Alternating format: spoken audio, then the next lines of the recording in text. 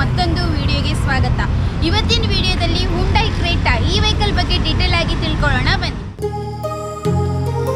My heart rages around like an ocean in my head because there are so many things that I left unsaid.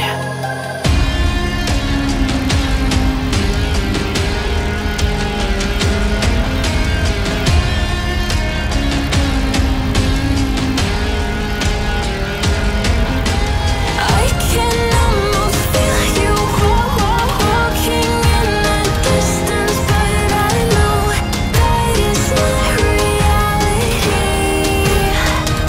If you are echoing around inside these parallel dimensions all alone, now I'll find you in my dreams.